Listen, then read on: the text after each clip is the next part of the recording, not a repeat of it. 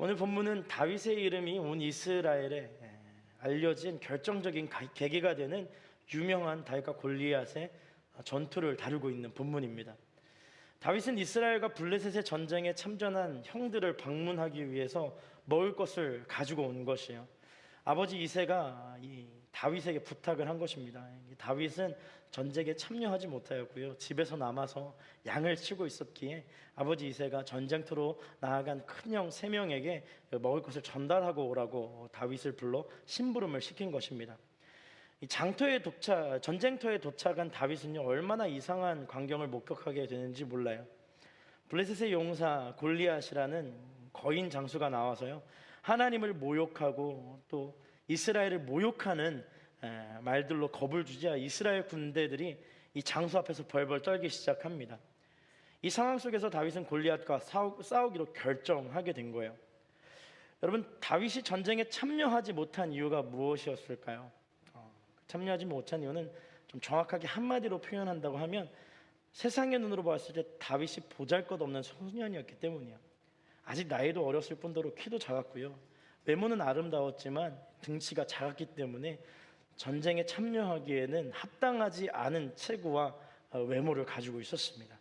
그러니까 세상 눈에 봤을 때는 이 전쟁에 참여할 수 없는 그러한 존재로 여김을 받았고, 전쟁터에 갈 수 있었던 유일한 방법은 아버지가 시킨 심부름을 형들에게 하기 위해서, 형들에게 먹을 것을 조달하기 위해서 떠난 방법밖에 없었어요.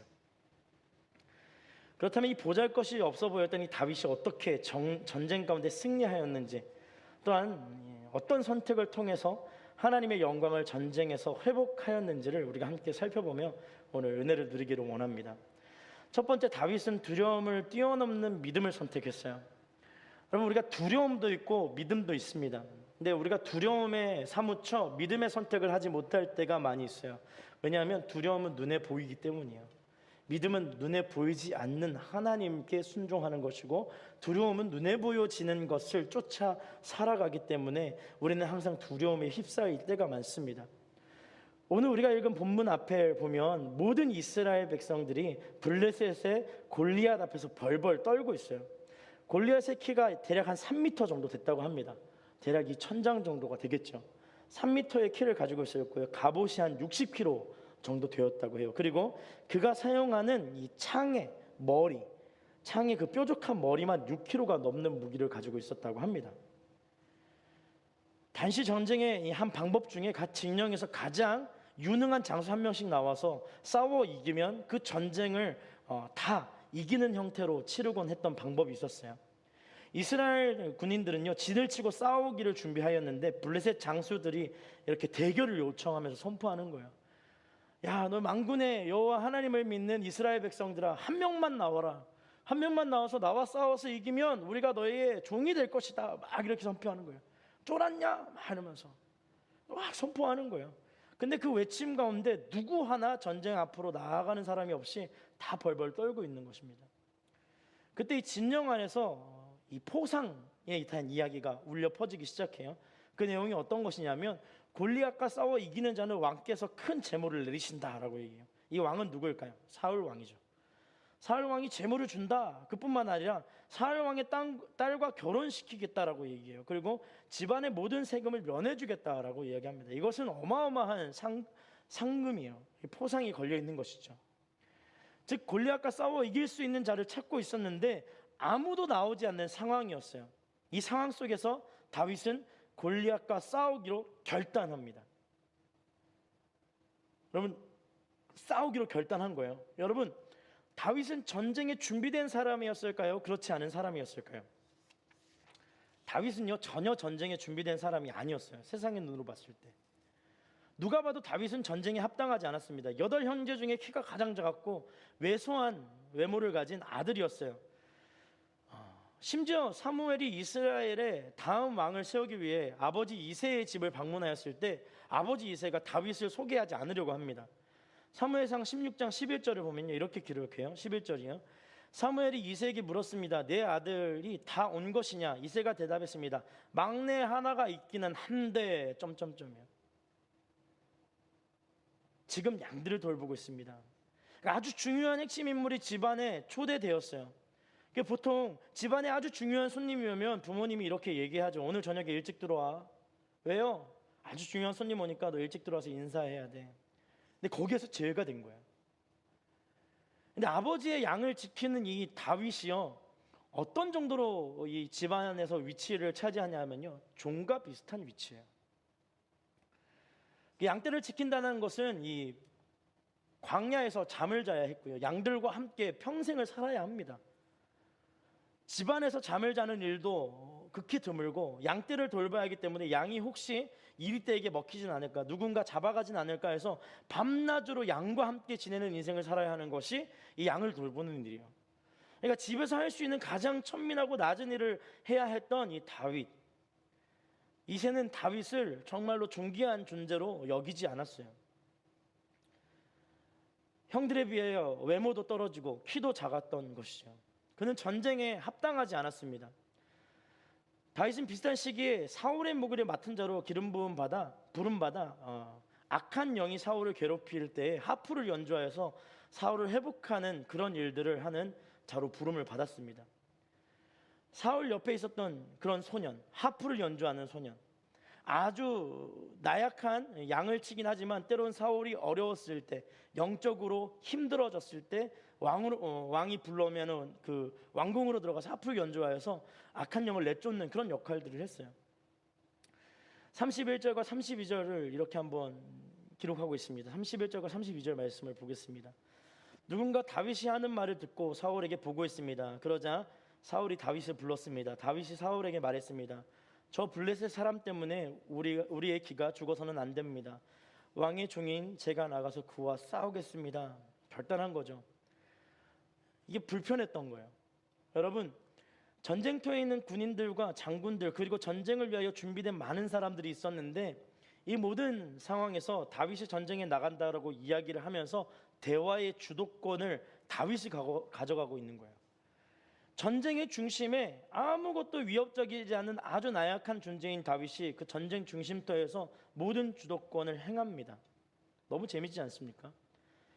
그 작은 소년의 말에 사울 왕까지 이 소년 다윗의 이야기가 보고되는 거예요. 얼마나 한심한 군대입니까? 다윗이 왜 싸우기로 결정하였을까요? 이유는 간단해요. 하나님을 위협하고 하나님을 모욕하는 이 골리앗의 그 모욕하는 언어들이 그의 마음을 심히 불편하게 했기 때문입니다. 여러분, 우리는 때로 우리가 그리스도인으로서 살아갈 때 세상 사람들에 의하여서 교회에 대한 평가를 듣곤 하죠. 예전에 그 최성민 목사님과 정성훈 목사님이 함께 택시를 타신 적이 있다고 합니다. 예전 폴토 담당하셨던 정성훈 목사님이 막 택시를 타고 가는데 택시 운전수 아저씨가, 운전하시는 분이 양재 온누리교회에서 두 분이 택시를 탔는데 눈치가 있으면 그 택시를 타면 교회 욕을 하지 않을 거 아니에요. 근데 교회 욕을 계속 하는 거예요. 교회가 그러면 안 된다고, 교회가 너무 막 이상한 거 많이 한다고, 부정부패가 얼마나 많은지 모른다고 막 이렇게 얘기를 하는 거예요. 막 듣다가 두 목사님이 웃으면서 네 하는데, 이제 가는 길에 정성훈 목사님이 먼저 내리시고 그 다음에 최성민 목사님이 내려야 되는 거예요. 정성훈 목사님이 내리시면서 뭐라고 얘기했냐면, 아저씨, 이분이 목사님이십니다. 그리고 문을 닫고 내린 거예요. 그때부터 굉장히 뻘쭘하게 집까지 가셨다라는 이야기를 들은 적이 있습니다. 여러분, 세상이 교회에 욕을 할 때 우리는 과연 어떤 마음으로 그것을 듣습니까? 굉장히 불편하지 않습니까? 그리고 내가 하나님의 영광을 반드시 회복해야겠다는 결단이 서지 않습니까? 다윗도 오늘 이 상황 가운데 그런 마음이 들었던 거예요. 끊임없이 하나님의 이름을 모욕하는 골리앗 앞에서 마음이 심히 불편하여 싸울 자를 찾고 있는 이스라엘의 군대가 너무나도 한심하게 보였던 거예요. 저거 아무것도 아니지 않냐? 아무리 크더라도 하나님이 더 능력 있고 하나님이 더 위대하시지 않냐? 그럼 하나님의 이름으로 나아가 싸우면 반드시 이길 수 있는데 라는 담대함이 있었던 것이죠. 믿음의 사람은 반드시 위기 속에서 기회를 얻습니다. 이 기회는 우리가 생각하는 인생의 한방 혹은 잘 풀리는 기회가 아니에요. 어떤 기회일까요? 바로 하나님의 영광을 회복하게 하는 기회를 얻게 되는 거예요. 믿음의 사람이 갈고 닦아야 하는 기회는 하나님의 영광이 회복될 그날에 대한 기대예요.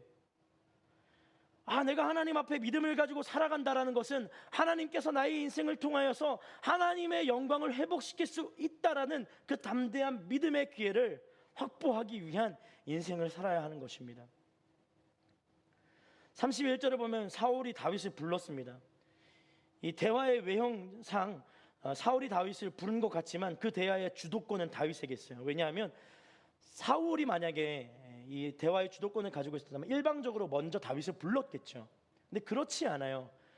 다윗의 이야기를 듣고 사울이 다윗을 부르게 됩니다. 다윗은요, 블레셋 앞에 떨고 있는 이스라엘이 너무 이상했어요. 그가 믿는 하나님, 그가 의지하는 하나님은요, 이스라엘의 만군의 하나님이요, 수많은 전투에서 승리로 인도하신 하나님이셨습니다. 이게 재밌는 게 하나님이 이스라엘 백성들을 전쟁에서 승리케 하신 것이 한두 번이 아니에요. 가나안 땅 정복할 때 모든 전쟁에서 패함도 있었지만 하나님 앞에 서기로 소망하고 하나님 앞에 서기로 결단한 모든 이스라엘의 전쟁에서는요, 단 한 번도 패한 적이 없습니다. 패한 전쟁도 회복하셔서 승리하게 하신 분이 하나님이셨어요. 근데 그 승리의 하나님 믿는 이스라엘 군대가 뭐 하고 있는 거예요? 떨고 있는 거예요. 떨고 있는 거예요. 이 떨고 있는 이 이스라엘 군대, 하나님의 이름을 모욕하는 골리앗, 너무 불편했던 거예요, 다윗이. 사랑하는 여러분, 사람은 누구나 익숙한 것을 따라 살아갑니다. 익숙하다는 것은요, 내 삶의 습관으로 자리를 잡은 삶의 패턴이 있다라는 거예요. 패턴이 있는 거예요. 익숙한 것은 곧 자신의 삶을 살아가는 방법이 있기 때문에 모든 사람들은 자신의 경험을 통하여 익숙하고 편한 선택을 하며 살아갑니다. 여러분, 우리의 삶을 돌아볼 수 있어야 돼요. 여러분은 하나님의 영광이 드러나는 것이 익숙한 삶입니까? 아니면 하나님을 무시하는 세상 속에서 두려워 떨며 세상을 피해 다니는 것이 익숙한 사람입니까? 저는 전자가 우리가 되었으면 좋겠습니다. 하나님의 승리를 경험하기 위해서 하나님이 이루실 놀라운 일들을 드러내는 것이 익숙한 삶, 하나님의 영광을 위하여 당당한 삶을 누리는 인생. 여러분, 제가 굉장히 어렸을 때 이 신앙을 가지고 있는 것이 좀 드러내는 것이 좀 부끄러웠어요. 그래서 이 식사 기도를 할 때 이렇게 했습니다. 주님 맛있죠? 주님 감사합니다. 이게 식사의 기도였어요. 그러니까 눈 감았다 뜨는 거야. 아멘. 잘 먹겠습니다. 티가 안 나요. 누가 봐도 기도한 건지 기도하지 않은 건지 티가 나지 않습니다. 근데 제 친구 중에 식사의 기도를, 이 친구가 약간 좀 속된 말로 5차원 이상이에요. 그러니까 취직을 했는데, 이 취직을 해서 이제 회사에서 밥을 같이 먹으러 갔는데 식사 기도를 굉장히 길게 한 거죠. 그러니까 첫 식사였는데 길게 하니까 이제 직장 선배들이 물어보는 거예요. 너 교회 다니냐? 그러니까, 네, 교회 다닙니다. 아, 그래, 나도 교회 다녀. 그리고 이제 그날 저녁에 회식을 했는데 그 교회 다닌다고 했던 다 선배들이 술을 같이 막 먹는 거예요. 그러면서 그 친구에게 권한 거죠. 야, 너도 한잔 해. 그러니까, 아, 저는 예수님 믿기 때문에 안 먹습니다. 야, 나도 예수 믿어. 한잔 해. 그러니까 뭐라고 얘기했냐면, 저는 예수님을 잘 믿어서 한잔 하지 않습니다. 이렇게 하는 거예요. 선배들이 얼마나 이렇게 망치로 머리를 맞은 느낌이겠어요. 야, 너만 예수 믿냐? 이렇게 막 붙기 시작한 거예요. 그리고 나서 이 친구가 결단합니다. 나는 절대로 술을 마시지 않으리라. 그리고 그 친구가 뭐 하기 시작하냐면요, 회사 회식이 시작될 때마다 이렇게 손을 들고 얘기합니다. 딱 손을 들고 뭐라고 얘기하냐면, 선배님들, 제가 회식을 위해 기도하겠습니다. 막 술판 벌어져 있는데 기도하겠습니다. 그래갖고 했는데 거기 팀장님이 너무 당당하게 이렇게 이 막내가 하니까 귀여워서 그런지 한번 해봐 그랬더니 이 친구가 통성으로 기도하기 시작해요. 하나님 감사합니다. 우리 사업부가 주님의 은혜를 경험하게 하시고 부흥하게 하시고 잘되게 하여 주십시오. 막 이렇게 잘되게 기도하라고 하니까 다음번에는 회식 때마다 기도를 시키는 거예요. 여러분, 우리는 인생의 반전의 반전을 거듭할 수 있는 영향력 있는 크리스찬이 되어야 될 줄 믿습니다. 세상 가운데요, 하나님의 영향력을 미치지 못할 곳이 없어요. 하나님의 은혜를 흘려보내지 못할 곳이 없습니다. 다윗과 이스라엘 군대의 차이는 무엇이냐면, 다윗은요, 승리하시는 주님에 대한 익숙함이 있었어요. 우리의 삶을 승리로 이끌어 가시는 주님에 대한 익숙함이 있었어요. 반면에 이스라엘의 군대는요, 승리의 하나님을 잃어버린 신앙을 가졌던 거예요. 하나님께서 우리에게 승리를 주신다라는 것을 믿지 않았어요. 잃어버렸어요. 그 큰 차이가 오늘 이 결단의 차이로 일어나기 시작하는 거예요. 두려움이 가득한 세상 속에서 하나님을 향한 믿음을 선택하는 것이 우리에게 익숙한 선택이 되어야 합니다. 우리 이 시간 양옆에 있는 분들에게 이렇게 한번 선포합시다. 하나님을 선택할지어다. 이렇게 선포합시다. 시작. 하나님을 선택할지어다. 바라보면서 한번 선포할까요? 하나님을 선택할지어다. 네, 할렐루야. 그러니까 하나님을 선택할 수 있는 믿음이 있어야 돼요. 하나님은 하나님을 선택하는 백성들을 그분의 선하심과 인자하심으로 보호하시고 지키심을 기억할 수 있기를 소망합니다. 두 번째예요. 하나님과 동행하는 삶은 위기를 극복하는 힘이에요. 33절을 보면 이렇게 기록합니다. 사울이 대답했습니다. 내가 어떻게 저 블레셋 사람과 싸울 수 있단 말이냐? 너는 아직 어리고 저 사람은 어릴 적부터 싸움터에서 단련해온 전사다. 여러분, 다윗의 담대한 믿음의 결단 앞에서요, 사울의 대답이 매우 합리적이고 현실적이에요. 여러분, 우리가 하나님 앞에서 뭔가 결단을 하고 일어섰을 때 주변에 부정적인 말을 하는 사람들이 있습니다. 제가 어렸을 때 목사가 되겠다라고 이야기한 적이 있어요. 저희 어머님한테 15살에 엄마 나는 목사가 될 거야. 목사가 되겠다고 할 때 뭐라고 얘기했냐면 나는 그 평신도 사역을 하면서 목사가 될 거야. 교회에서 그 월급을 받지 않는 목사가 되고 싶어. 뭐 이렇게 결단을 했을 때 어머니가 뭐라고 얘기했냐면 조금만 더 살아봐라. 네가 그 말을 하나. 조금만 더 살아봐라. 네가 그 말을 하나.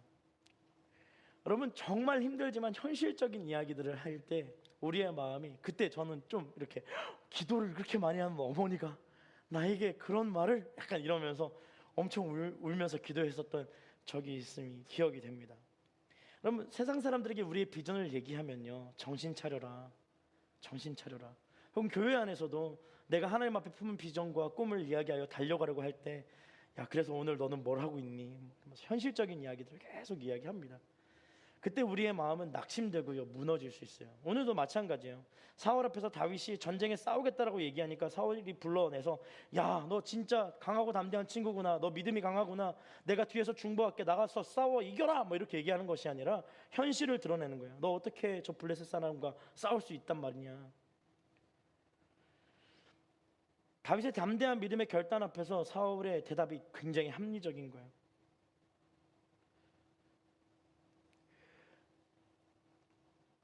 어떻게 저 블레셋 사람과 싸워서 이길 수 있냐? 너는 아직 어리고 저 사람은 어릴 적부터 전쟁터에서 단련되어 온 사람이 아니냐? 여러분, 사울이 이렇게 다윗에게 이야기한 근거가 있어요. 위에서도 말씀드렸지만 다윗은 사울 왕이 악한 영에 사로잡혔을 때 그 마음을 평안하게 해주기 위해서 하프를 연주하던 소년이었습니다. 사울이 다윗을 향하여 너 하프 연주하는 녀석이 어떻게 저 블레셋 장군이랑 같이 싸우겠냐? 그리고 등치가 3m고 너는 아직 아주 어린 소년이 아니냐? 너의 마음은 알겠지만 너는 아직 때가 차지 않아서 안 된다라고 선을 그어 이야기한 거예요. 선을 그어. 사랑하는 여러분, 우리가 인생 살면서 상처받고 두려움이 생길 때가 언제냐면 바로 거절당할 때예요. 거절당할까 봐 우리는 매사에 많은 계획을 세우며 살아갑니다. 그리고 거절당하지 않기 위해서 수많은 노력을 하며 또 머리를 써서 일을 합니다. 다윗도 자신의 믿음의 담대함을 선포하며 싸우기로 결단하였는데 사울 왕이 단번에 거절한 거예요. 그 거절의 이유가 매우 타당해요. 그런데 사울이 잘 알지 못했던 다윗의 본 모습이 있습니다. 다윗은요, 34절에 36절에 자신이 어떻게 하나님과 지금까지 동행하면서 살아왔는지를 간증하듯 호소하듯 이야기합니다. 34절에서 36절 말씀을 함께 보겠습니다. 34절에 36절 말씀입니다. 함께 봅니다. 그러나 다윗이 사울에게 말했습니다. 왕의 종인 저는 아버지의 양들을 지켜왔습니다. 사자나 곰이 나타나 양을 훔쳐가면 뒤쫓아 때려 쓰러뜨리고 그 입에서 양을 구해냈습니다. 그리고 제게 달려들면 털을 움켜잡고 때려 죽였습니다. 그렇게 사자도 죽이고 곰도 죽였습니다. 저 할례 받지 못한 블레셋 사람도 그 짐승들 가운데 하나처럼 될 것입니다.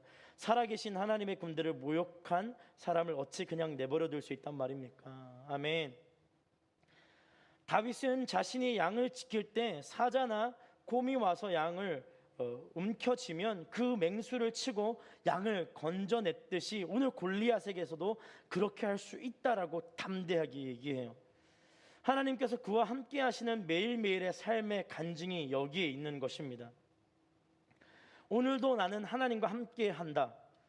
그래서 저 골리앗과 능히 싸울 수 있다라고 선포하는 것입니다. 사랑하는 여러분, 우리가 믿음의 눈을 가지고 믿음의 결단을 가지고 살아갈 때 여러 가지 생각을 하죠. 하나님, 저는 언제 이 하나님의 영광을 올려드리는 삶을 살아낼 수 있을까요? 그래서 20대 때 수많은 스펙들을 쌓으면서 걸어갑니다. 영어도 공부하고요, 자격증도 따고요, 끊임없이 공부해요. 취업하고 나면 어떻습니까? 취업하고 나면 또 취업한 그 상태에서 또 다른 자격증들을 공부하면서 나의 미래를 개척해 나아가고 있어요. 그럼 우리의 신앙은 어떨까요? 우리의 신앙도 동일함을 여러분 믿을 수 있기를 축복합니다. 우리의 신앙도 하나님과 동행하고 있음을 깨닫고 주와 동행하는 연습을 하기 시작해야 돼요. 오늘 하루를 살아갈 때 수많은 어려움들과 고난들이 여러분을 위협할 것입니다. 그리고 그 상황 가운데 하나님 앞에서 기도해야 될 상황, 하나님 앞에서 부르짖어야 될 상황, 하나님 앞에서 주님의 이름을 구하고 주님께서 해결해 주시기를 기다릴 수 있는 그 인내의 시간도 우리 가운데 주어지게 될 것입니다. 근데 그때 우리가 하나님 앞에 연단받고 있음을 깨닫고 주님 편에서 최선을 다하여 삶을 살아내기 시작하면 주님의 때에, 주님이 우리를 골리앗 앞에 세우실 그때에 우리가 전투를 결단할 수 있는 믿음의 사람이 되는 거예요. 근데 그 매일매일 삶의 연단과 훈련에서 자꾸 뒤처지고 자꾸 회피하고 하나님과 동행하는 연습을 하지 않으면 하나님이 골리앗 앞에 우리를 세우실 때에 우리는 두려움에 떠는 존재로 하나님을 선택하지 못하고 하나님과 동행하지 않았기 때문에 그 방법을 깨닫지 못하여서 승리하지 못하는 그러한 인생을 살 수밖에 없게 됩니다.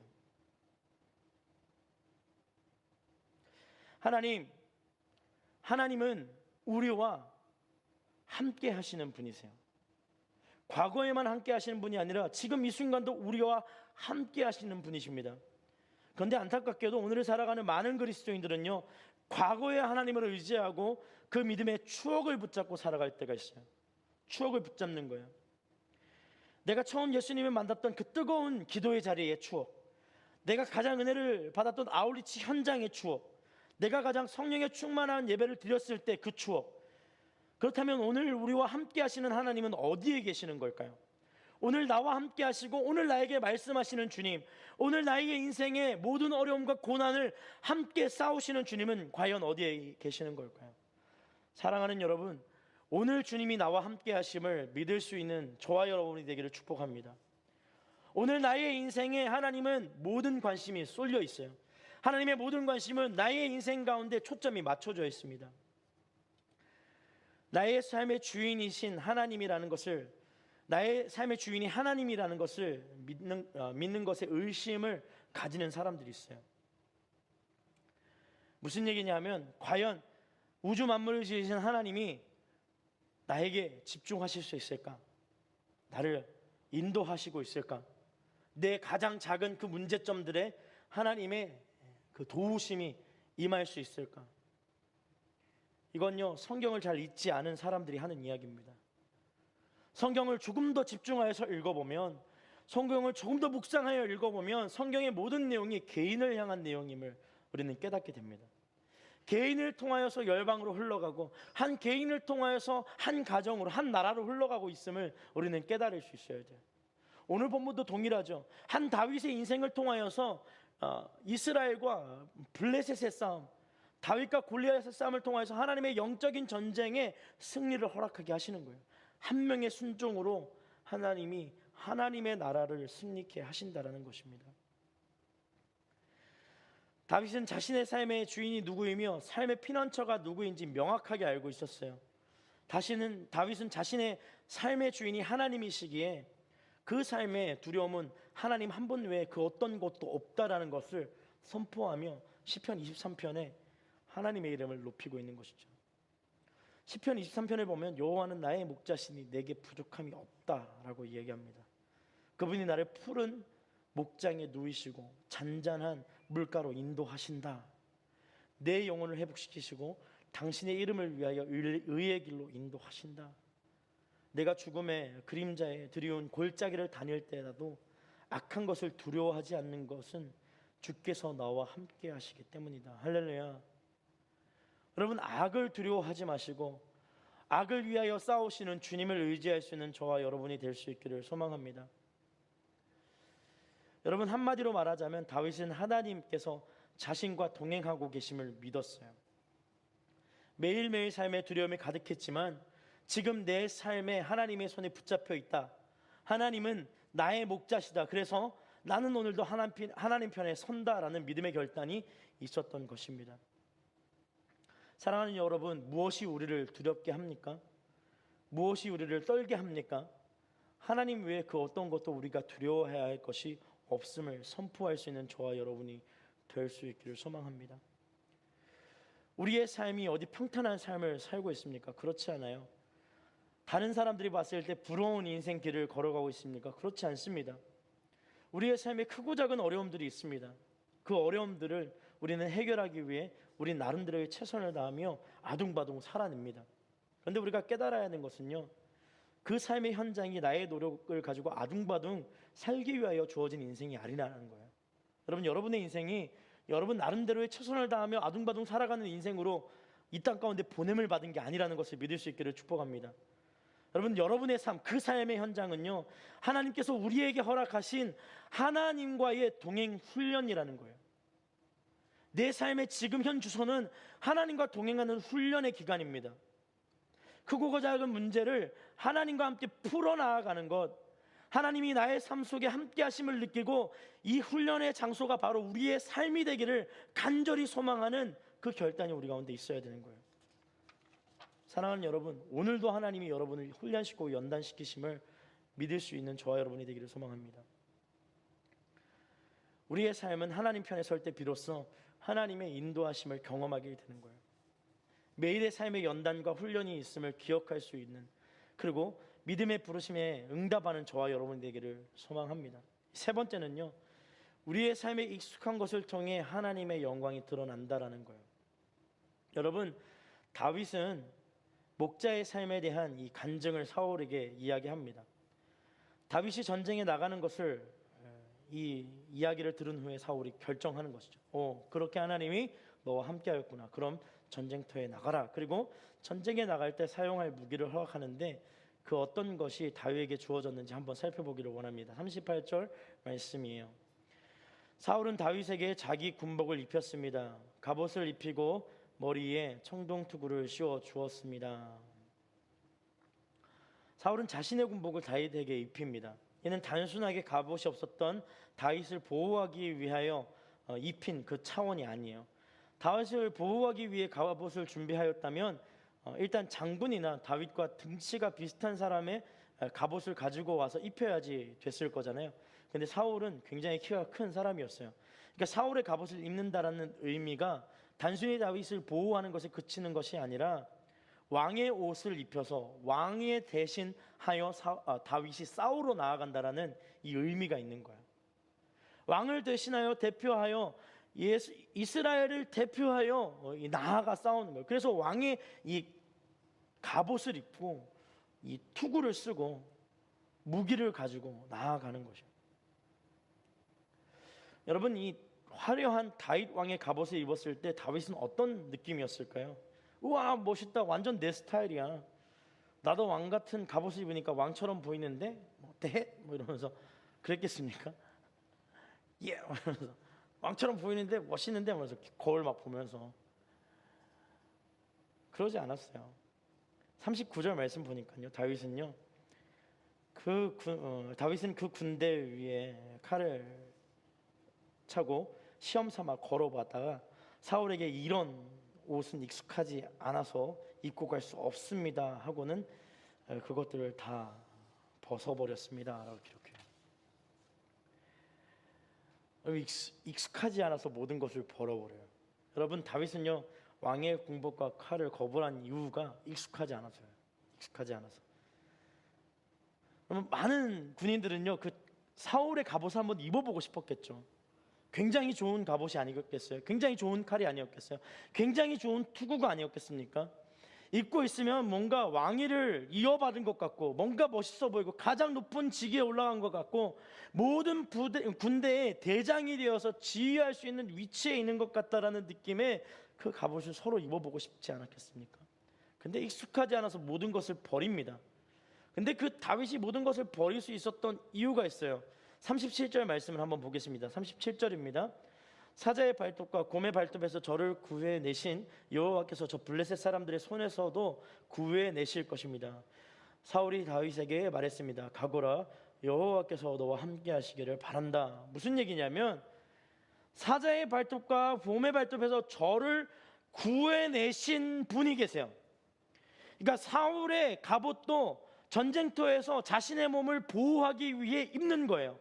사울의 투구와 사울의 검도 전쟁터에서 자신을 보호해 주기 위해 입는 거예요. 남들 눈에 보기엔 너무 화려하고 남들 눈에 보기엔 너무나도 좋은 갑옷과 모든 무기지만 그에게 익숙하지 않은 무기였기에 다윗은 담대하게 내려놓고 그에게 익숙한 무기를 장착합니다. 무엇일까요? 하나님이에요. 하나님. 할렐루야.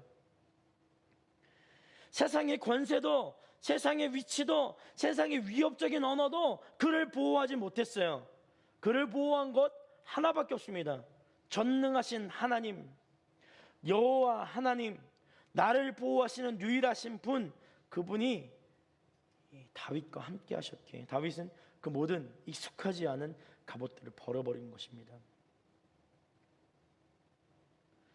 사랑하는 여러분, 무엇이 익숙하세요? 여러분의 인생에 무엇을 추구하는 것이 익숙합니까? 무엇을 바라보는 것이 익숙합니까? 여러분 혹시 물질을 향하여 나아가는 내 마음이 너무 익숙하지 않습니까? 잘 되고자 하는 의지를 표현해내고 포출해내고 내가 정말 높은 자리에 올라가야 된다는 그 마음을 가지고 살아가는 게 혹시 익숙해지지 않습니까? 무엇을 익숙하게 생각하고 있습니까? 다윗은요, 여호와 하나님과 동행하는 것이 익숙했어요.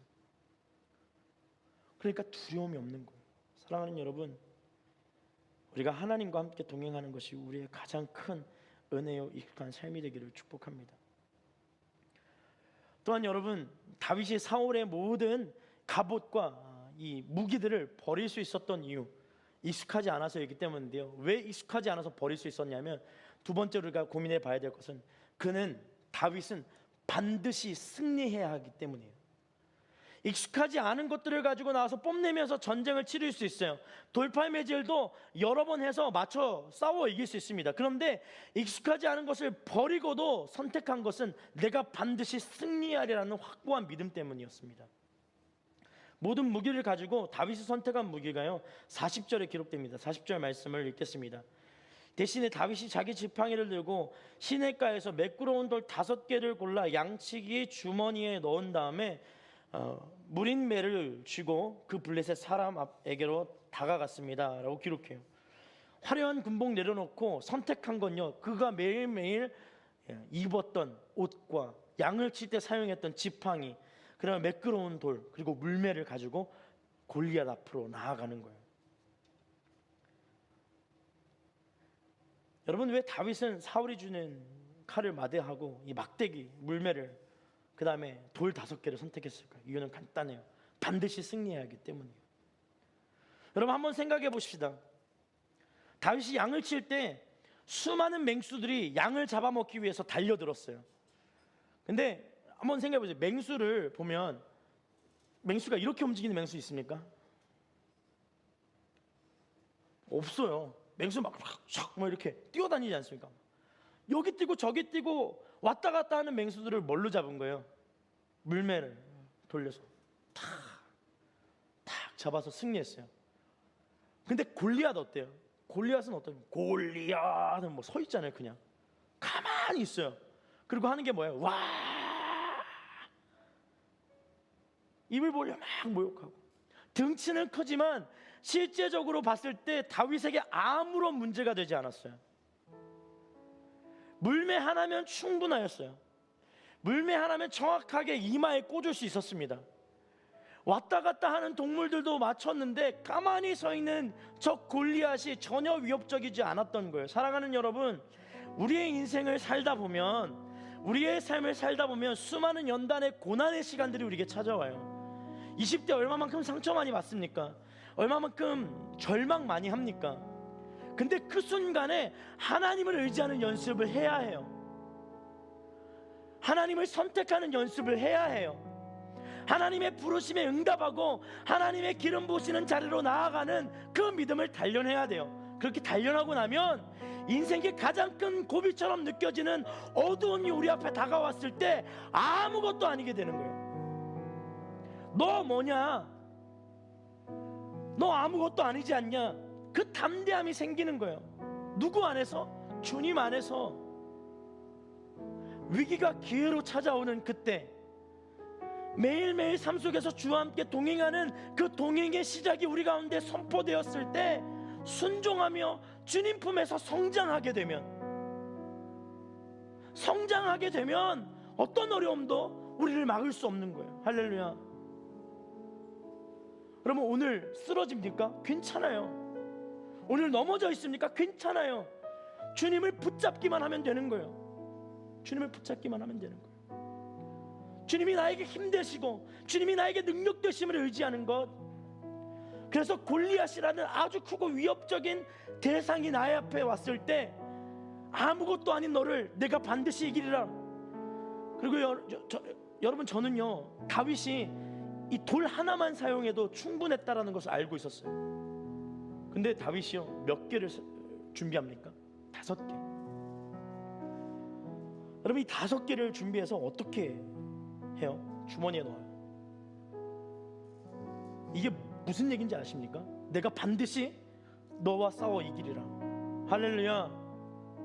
내가 반드시 주님이 나와 함께하였던 그 연단의 시간을 통하여서 내가 반드시 너와 싸워 이기리라. 그것이 물질의 유혹이 될 수도 있고, 그것이 권세의 유혹이 될 수도 있고, 그것이 관계의 유혹이 될 수도 있어요.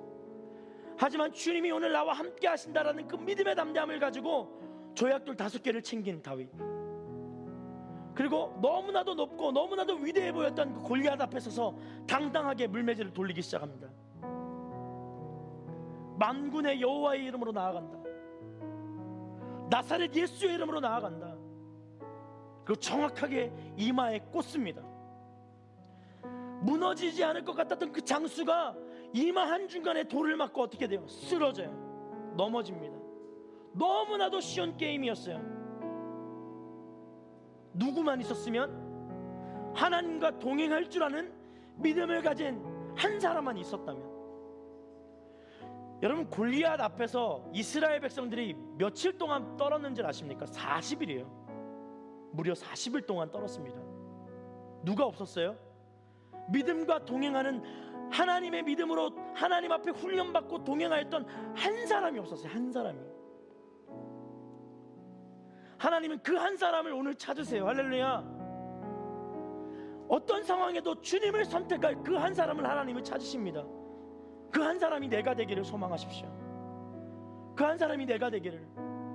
어떤 세상의 두려움도 나를 이기지 못하고, 어떤 세상의 두려움도 주님과 바꿀 수 없기에 우리는 주님 앞에 홀로 서는 것입니다. 사랑하는 여러분, 오늘 이 시간 우리가 함께 찬양하며 나아가기를 원합니다.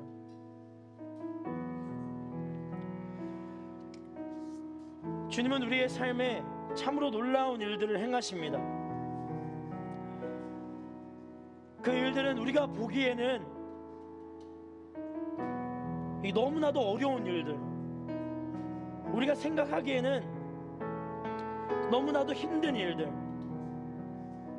내가 주님을 바라고 내가 주님을 향하여 나아가야 하는데 나에게 큰 두려움으로 다가오는 수많은 고난과 어려움들이 우리 가운데 주어질 때가 있어요. 그런데 여러분, 담대하십시오. 하나님이 여러분의 인생을 인도하십니다. 하나님이 그 모든 어려움을 여러분들에게 허락하여 하셔야지만 우리가 느낄 수 있는 거예요. 그렇다면 그 문제 해결은 누가 하십니까? 주님이 하시는 줄 믿습니다. 주님이 하시는 줄 믿습니다. 오늘 시간 그 믿음을 가지고 우리 한번 찬양하며 나아갑시다. 오 주님 당신은 내 삶 구석구석까지 감찰하시며 나를 응원하시는 분, 내 길을 밝혀서 영원한 생명의 길로 인도하시며 나를 격려하시는 분, 크고 작은 갈등을 겪곤 하지만 항상 결국 당신을 선택합니다. 나의 유일한 고백의 대상은 오직 아름다운 당신뿐입니다. 나의 유일한 고백의 대상은 오직 아름다운 당신뿐. 나의 예배를 받소서, 나의 예배를 받으소서, 홀로 영광을 받으소서. 주여, 나의 주여. 다 자리에서 일어나서 우리 찬양합니다. 오 주님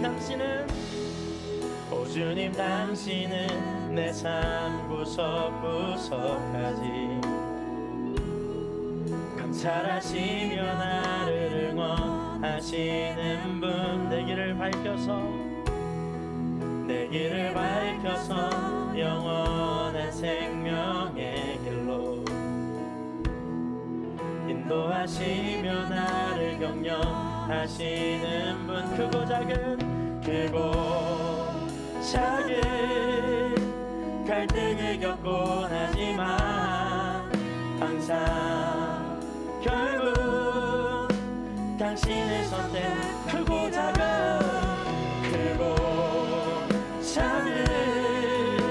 갈등을 겪곤 하지만 항상 결국 당신의 선택, 크고 작은 갈등을 겪곤 하지만 항상 결국 당신의 선택합니다.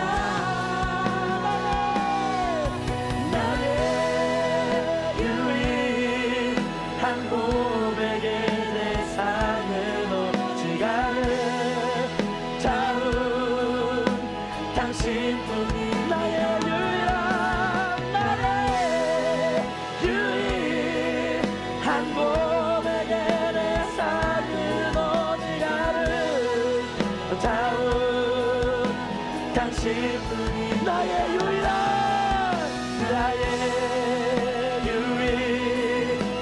고백의 대상은 오직 아름다운 당신뿐이. 나의 유일한 고백의 대상은 오직 아름다운 당신뿐이. 오늘 시간 우리 함께 기도하며 나아갈 때, 하나님, 나의 유일한 고백의 대상이 하나님이십니다. 크고 작은 어려움을 경험하지만 주님을 선택하는 것을 우리의 삶으로 받아들이게 하여 주옵소서. 주님을 의지하는 인생이 되게 하여 주옵소서. 주님을 사랑하는 인생이 되게 하여 달라고 오늘 시간 함께 통성으로 기도하며 주님 앞에 나아갑니다. 주님, 인도하여 주시고 도와주셔서 주님의 은혜를 사모하며 나아갈 수 있도록, 주님의 말씀을 의지하여 나아갈 수 있도록 주님 인도하여 주옵소서.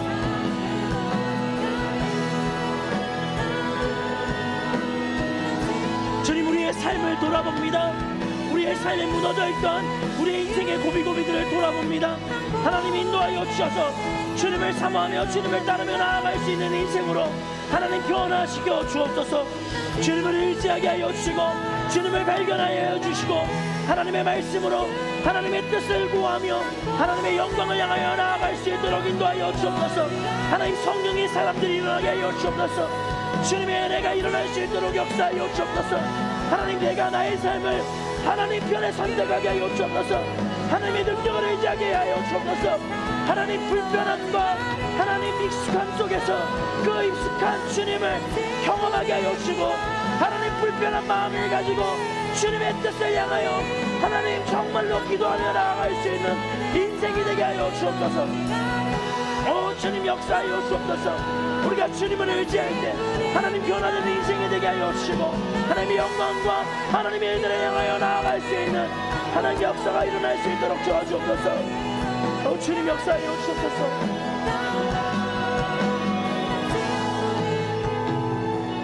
오늘 시간 다시 한 번 더 우리가 기도하기를 원합니다. 하나님, 우리의 인생이, 우리의 삶이 주님을 향하기를 갈망합니다. 하나님, 그런데 우리를 붙잡고 있는 우리 죄악된 습관들을 주님 이제 끊어주시옵소서. 정결하게 하여 주옵소서. 주님을 인정하는 인생이 되게 하시고, 하나님을 바라보는 인생이 되게 하여 주셔서 변화가 일어나는 삶이 되게 하여 주옵소서. 오늘 시간 여러분의 삶의 기도의 제목을 가지고 기도하며 나아갈 때 주님을 초대하십시오. 하나님, 내 인생에 주님을 초대합니다. 주님, 내 인생에 주님을 바라봅니다. 주님의 영광이 임하는 인생이 되게 해달라고 작자의 삶을 주님 앞에 드리며 주님을 초대하며 오늘 시간 함께 기도하며 나아갑시다. 함께 기도합니다. 오 주님, 인도하여 주시고 도와주옵소서. 하나님, 역사의 주님을 의지하며 나아갈 수 있도록 하나님 인도하여 주옵소서. 하나님의 영광이 드러날 수 있도록 인도하여 주옵소서.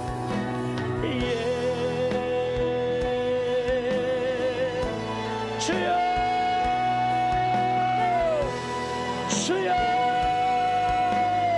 하나님, 우리의 삶에 주님을 초대합니다. 하나님, 우리의 인생에 주님을 초대합니다. 하나님, 내 인생에 하나님의 영광이 보여지게 하여 주시고, 나의 인생에 주님의 은혜가 흘러갈 수 있도록 인도하여 주옵소서. 하나님의 능력, 하나님의 사랑, 하나님의 임재가 드러나는 인생이 될 수 있도록 변화시키십시오. 하나님, 너무나도 죄가 많아 하나님 앞에 어떻게 나아가야 할지, 너무나도 힘들어 하나님 앞에 어떻게 호소해야 될지 알지 못한 채 나아가는 주의 청년들을 기억하여 주시고, 하나님의 은혜로 새롭게 하시고 주의 능력으로 새롭게 하여 주셔서 주님을 발견하고 하나님을 바라볼 수 있는 인생으로 변화시켜 주옵소서. 주님, 인도하여 주옵소서. 하나님, 어느 곳에 있든지 주님을 의지하는 인생, 하나님을 발견하는 인생, 주의 말씀으로 새로워지는 놀라운 인생이 될 수 있도록 성령 하나님께서 인도하여 주옵소서. 나의 유일한 고백의 대상은 어디 가는 당신뿐입니다. 나의 유일한 고백의 대상은 오직 아름다운 당신뿐. 나의 예배를 받으소서. 나의 예배를 받으소서. 홀로 영광을 받으소서. 주여, 나의 주여. 오 하나님, 우리 인생에 참 주인이 주님이심을 다시 한 번 더 선포합니다. 하나님, 때로 우리의 연약함이, 때로 우리의 부족함이, 하나님, 때로 우리가 할 수 없다라고 생각되어지는 모든 영적인 흐름들이 주님 앞으로 담대하게 나아가지 못하게 함을 시간 고백합니다. 주님, 용서하시고 인도하여 주셔서 주님만 의지하는 인생이 될 수 있도록, 하나님만 발견하는 인생이 될 수 있도록 변화시켜 주십시오.